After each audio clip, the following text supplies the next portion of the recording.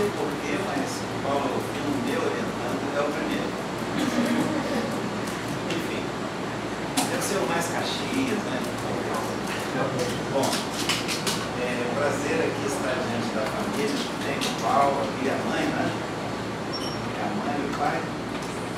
Prazer. Eu costumo não gostar muito de estar com pais e mães no dia da defesa, né? Porque a gente começa a pegar no pé do filhote e eles reclamam de lá. Mas enfim, gente, é bom ter os colegas lá atrás também, juventude, que em breve vai ser aí também mestrandos, né? Sejam bem-vindos. Bom, sem mais delongas, já estamos me atrasando. Como é que funciona isso aqui, né? Para quem não conhece? Isso é uma banca de mestrado. Nós temos 3 apoiadores, né? É o orientador, que acompanhou, orientando durante 2 anos.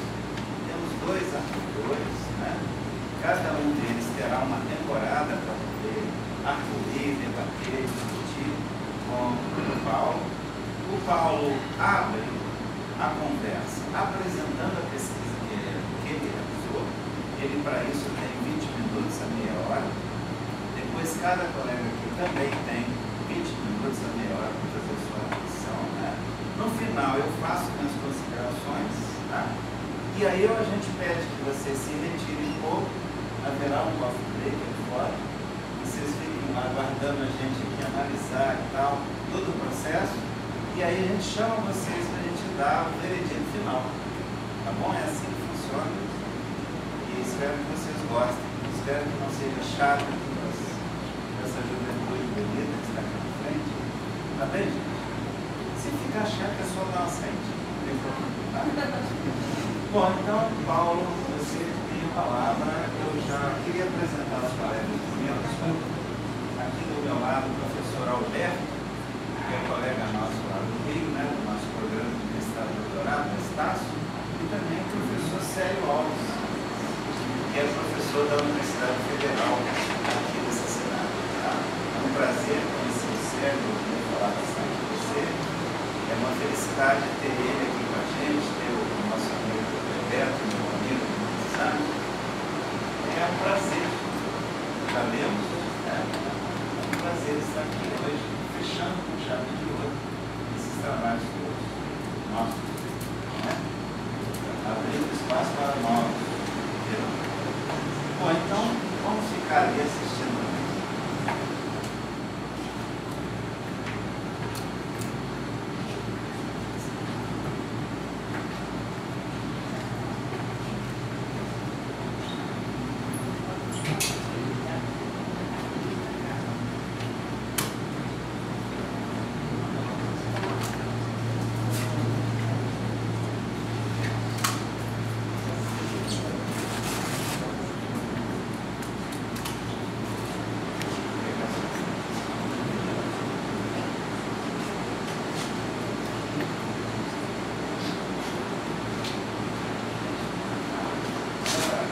Boa tarde a todos. Boa tarde.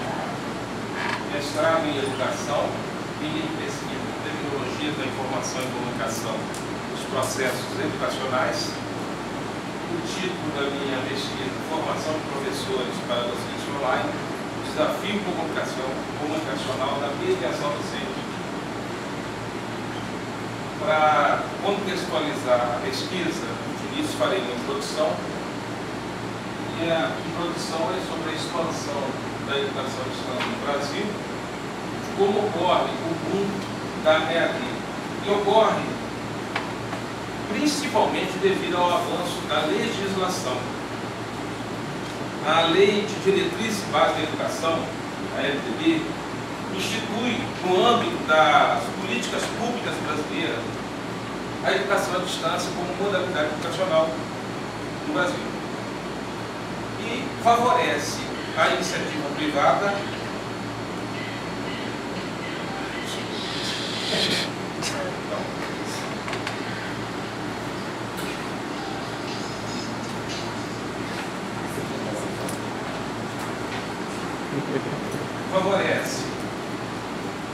a expansão da iniciativa privada e tem na UAB, a Universidade Aberta do Brasil em 2006 e na Escola Técnica Aberta do Brasil em 2007, a iniciativa do governo federal para a prática da educação à distância, no caso do decreto 6301 de 2007, institui a Escola Técnica Aberta do Brasil. Já a Escola Técnica Aberta do Brasil inicia com investimento da monta de 68,3 milhões de reais, sendo 23,3 milhões de reais para pagamento de bolsa e 45 milhões de capital de custeio. Com os objetivos da Escola Técnica Aberta do Brasil de expandir, interiorizar e democratizar o acesso ao ensino público gratuito de nível médio para a formação de técnicos na modalidade de educação à distância.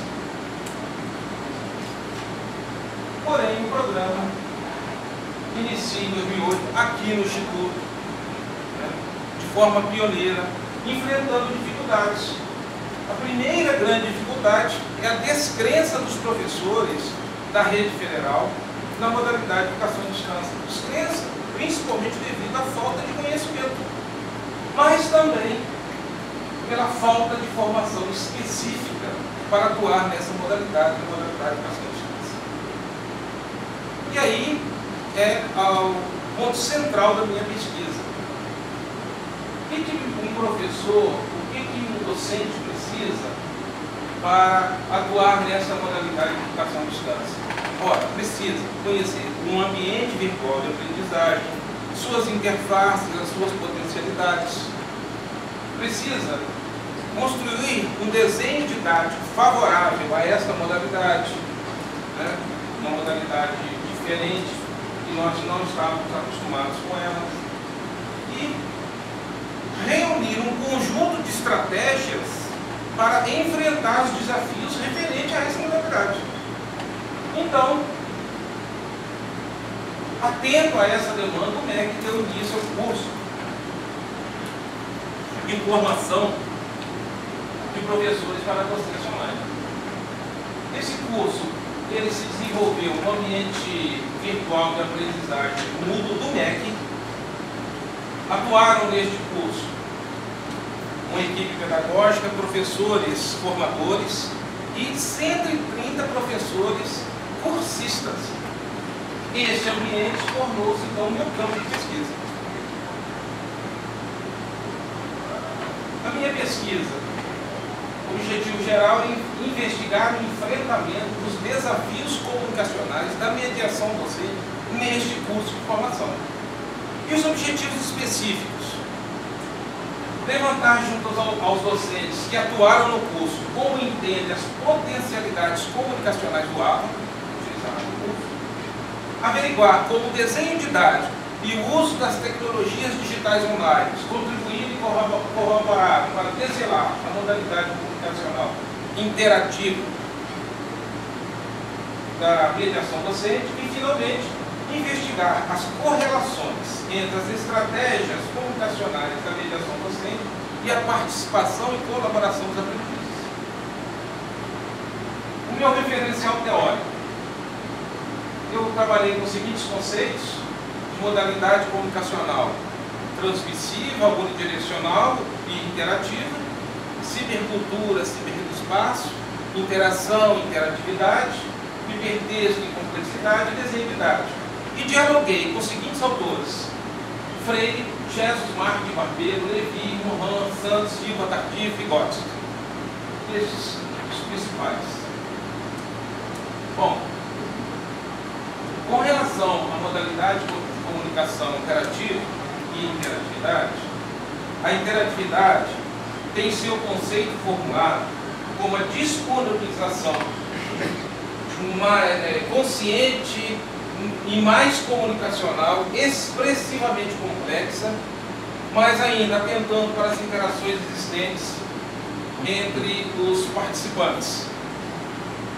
Esse mais comunicacional, o conceito formulado para a interatividade, se refere a 3 fundamentos que vão dar sustentação à interatividade, que é a participação e intervenção, ou seja, o aprendiz ele não responde sim ou não, ele participa, ele é autor, ele é coautor, ele não é apenas o espectador.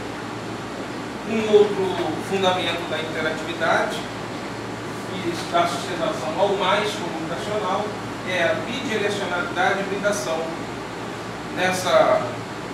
Nesse binômio, se vê que o emissor torna-se receptor e o receptor emissor de forma interativa, de sorte que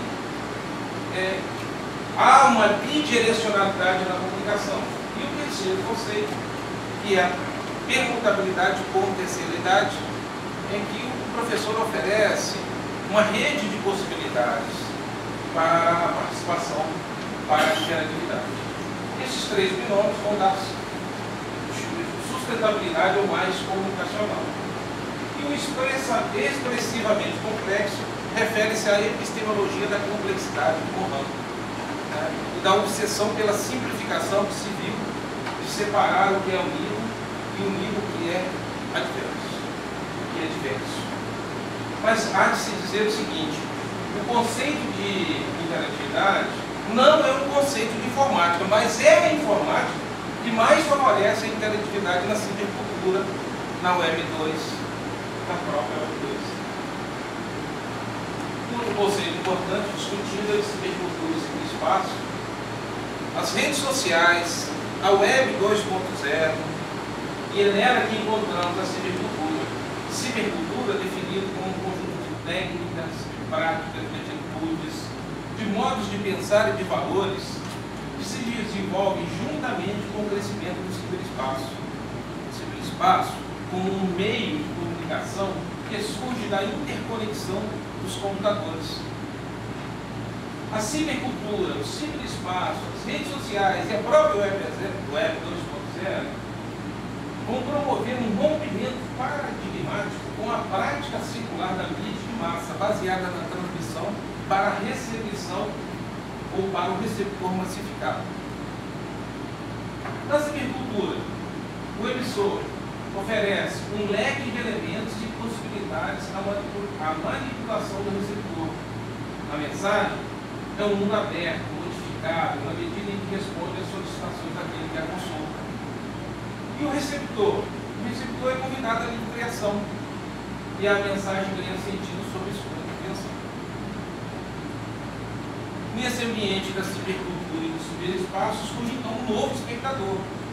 Um espectador que é menos passivo diante da mensagem fechada à sua intervenção e procura fugir do modelo de recepção clássico. Nós temos aqui uma imagem de um nativo digital, aquele que nasceu depois da década de 90, que ele está usando um equipamento onde ele está falando, possivelmente conversando com alguém, ele está teclando, ele está usando a visão e olhando a tela do computador, tem aqui um bilhetinho em que ele tem anotações, enfim, essa imagem representa bem um novo espectador agora no ambiente da cibercultura e também do ciberespaço.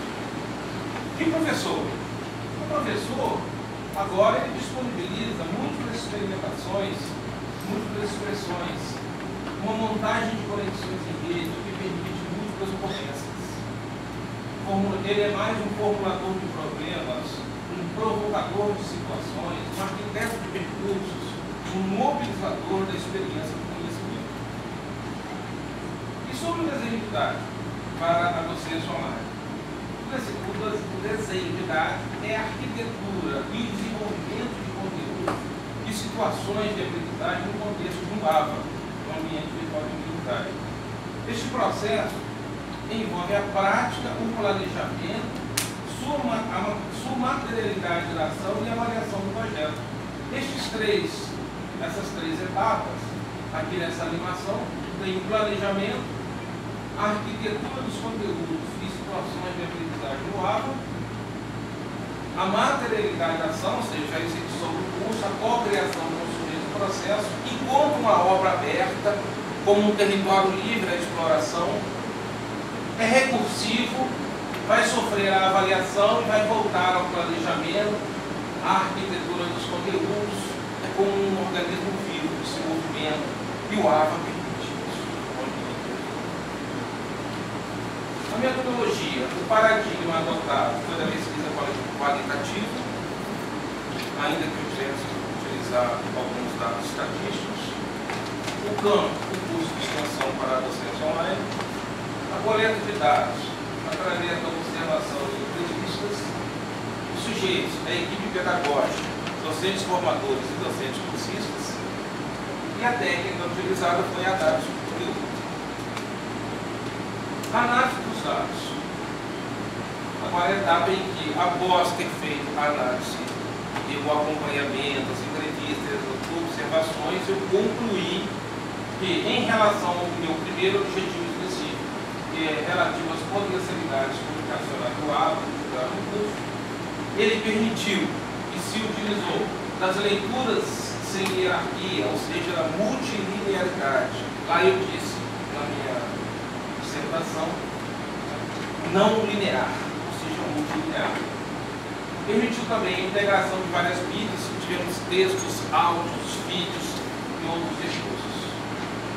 A utilização de links, promovendo a intratextualidade e a intertextualidade. A intratextualidade são vários textos convergindo num único, e a intertextualidade, textos ligados entre si através de links. A usabilidade, um ambiente palatável, de fácil navegação, de fácil utilização e acesso à informação. A flexibilidade do desenho didático. O AVA permitiu que o desenho didático se adaptasse de acordo com os contornos, com o que vinha ocorrendo durante o curso.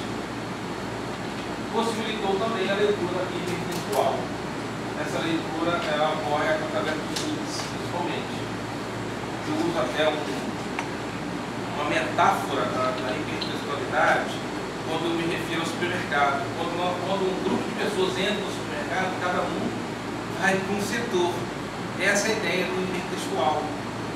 Dentro do ambiente, o aluno, ao adentrar ao ambiente virtual da aprendizagem, cada um vai seguir o caminho de acordo com os seus interesses. Essa é a ideia do AVA. É uma potencialidade do ambiente virtual. As interfaces digitais mais utilizadas no curso, assíncronas foram fórum de discussão, diários, portfólios, wiki, que permitiram que os participantes interagissem conforme sua conveniência.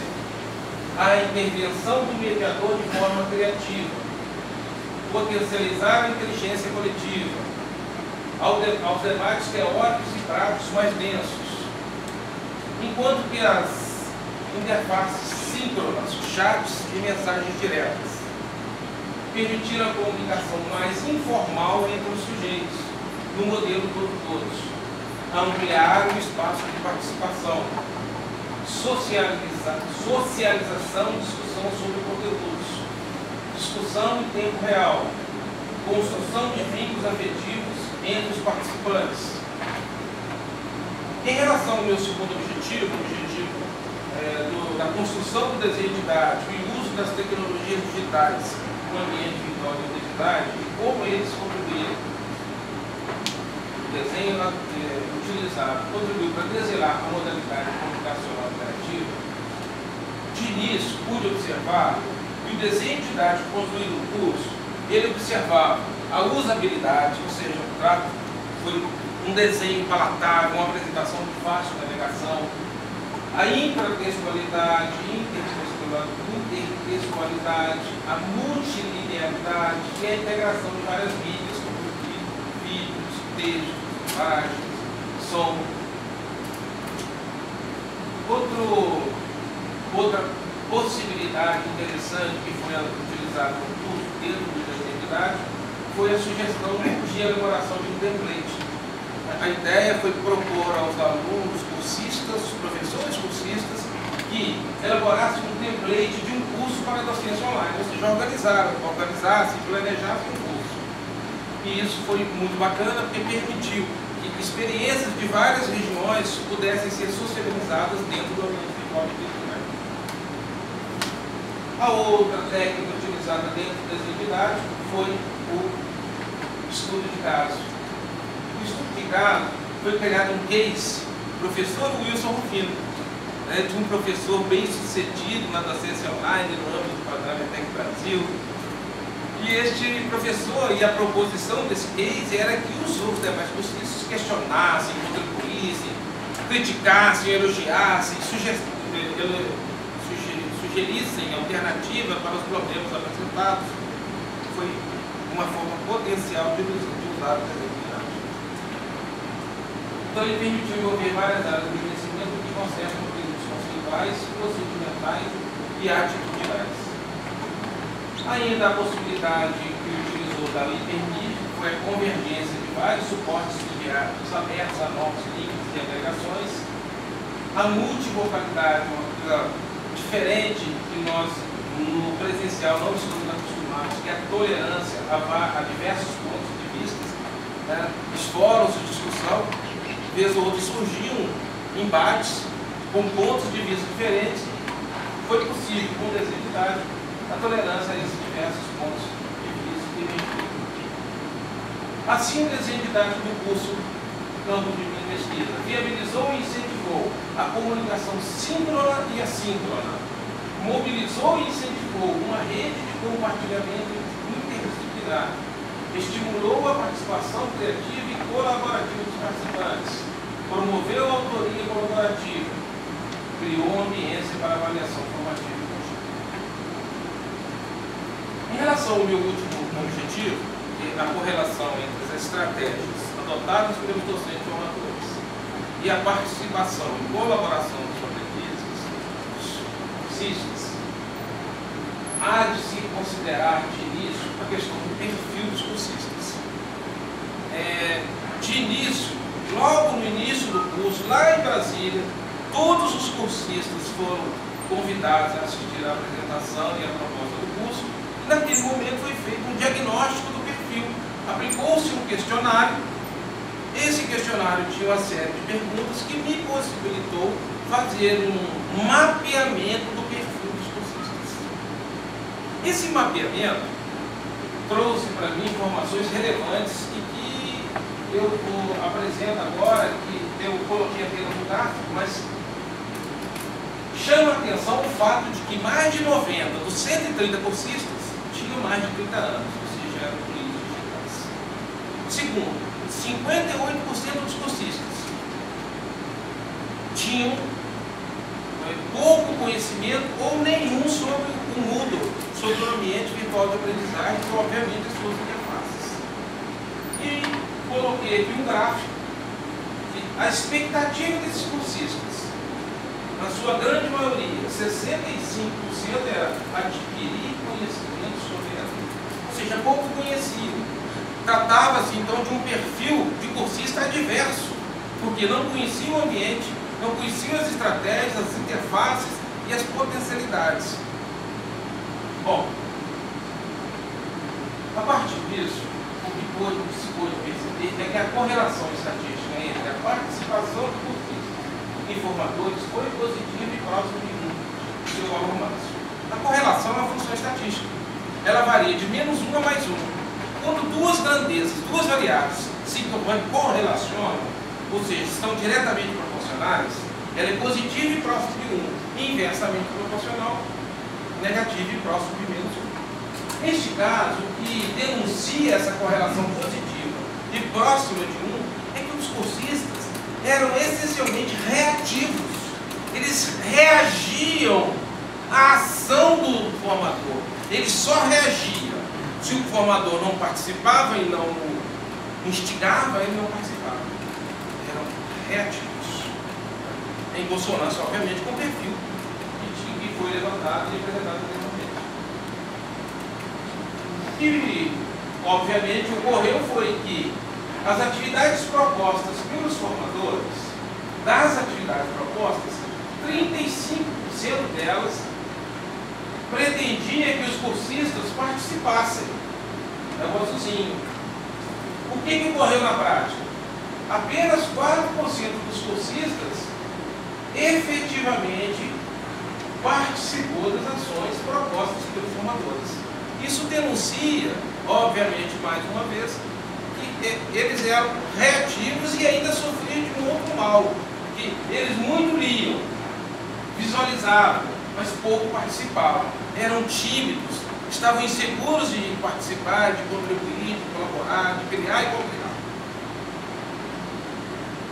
Assim, as estratégias adotadas pelos formadores foram exitosas, porém, enfrentaram dificuldades. Quais?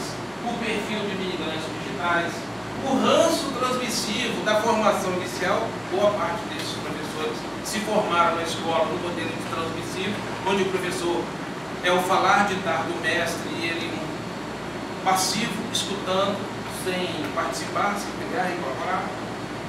A falta de conhecimento sobre o ambiente virtual de aprendizagem, a sobrecarga de atividades das instituições de origem. Sobre a sobrecarga, foram selecionados coordenadores do programa ETEC Brasil, propulsor, de todo o território nacional para participar como cursistas.